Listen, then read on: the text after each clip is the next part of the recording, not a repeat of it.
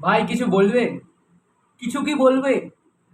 আজকের এই ম্যাচটা আমার লিটারালি বলছি, আমি তো ফার্স্টের দিকে ছিলাম না, আর লাইভও পরে চালু করেছি, তোমরা ভালো করেই জানো।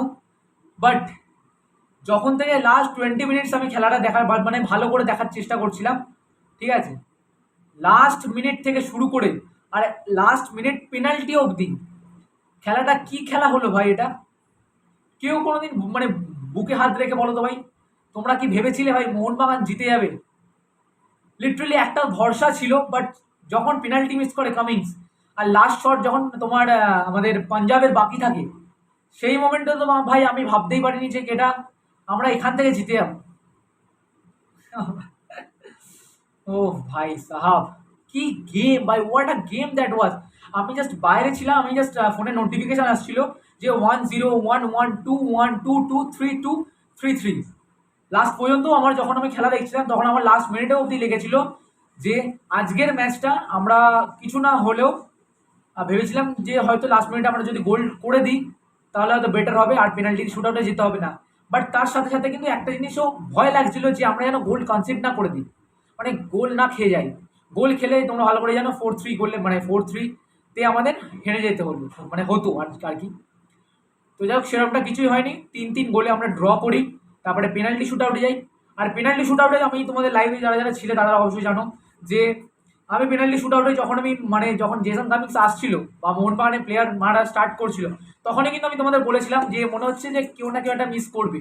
আর সেটাই হলো, জেসন কামিংসের প্রথম শট যেটা কিন্তু বারে লেগে ডিফ্লেকশন হলো।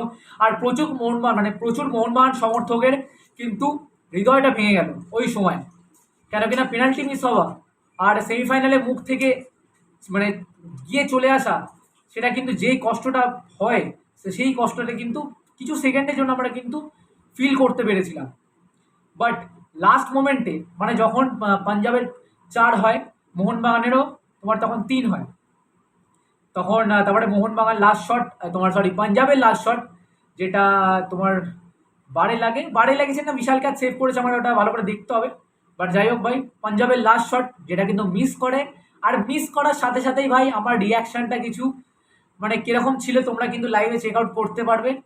লিটারেলি বলছি আমি, মানে আমি কেন ভাই, মানে মানে সমস্ত যারা যারা দর্শক আছে, যারা যারা খেলাটা যে দেখছিল, তারা কিন্তু সবাই ভাই এই যে লাস্ট যে পেনাল্টি মিস হলো পাঞ্জাবের, তো সেইটা দেখে কিন্তু প্রচুর সমর্থকেরা খুশি। আর হোয়াট অ্যান ইন্টেন্স ম্যাচ ভাই, কি সুন্দর ম্যাচটা হয়েছে আজকের, মানে গায়ে মিনিটে মিনিটে ভাই গায়ে কাটা দিয়ে উঠছিল। তারপরে তো যাই হোক ভাই পেনাল্টিটা ওরা মিস করে, তারপর আমরা স্কোর করি পেনাল্টিতে, তারপরে যাই সাডেন ডেট।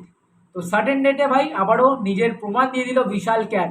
আর বিশাল ক্যাতের ব্যাপারে যদি আমি বলি ভাই, বিশাল ক্যাত ইন্ডিয়ান টিমে চান্স পাচ্ছে না কেন ভাই, আমার এখনো সেটাই প্রশ্ন। বিশাল ক্যাত শুধু ডুরান্ড কাপে না ভাই, আইএসএলেও নিজেকে প্রমাণ করেছে। এর আগের দুটো সিজনেও কিন্তু বিশাল ক্যাতকে কিন্তু আমরা প্রমাণ করতে দেখেছি যে তার মধ্যে কিন্তু মানে ক্যাপাবিলিটিটা আছে বা এবিলিটিটা আছে তার ইন্ডিয়াকে রিপ্রেজেন্ট করার জন্য বা ইন্ডিয়ান মানে তোমার স্কোয়াডে সিলেক্ট হওয়ার জন্য। বাট এখনো অব্দি ইন্ডিয়ান টিমে কিন্তু তার জায়গা পায়নি বিশাল ক্যাত। তো যাই হোক ভাই, ম্যাচটা তোমাদের কিরকম লেগেছে সেটা কিন্তু অবশ্যই কমেন্ট করে জানাবে। আর আজকের ম্যাচটা জেতার পরে কিন্তু মোহনবাগান দল তারা কিন্তু সেমিফাইনালে চলে গেল, আর সেমিফাইনালে কার সঙ্গে মুখোমুখি হবে সেটাই কিন্তু সময় বলবে।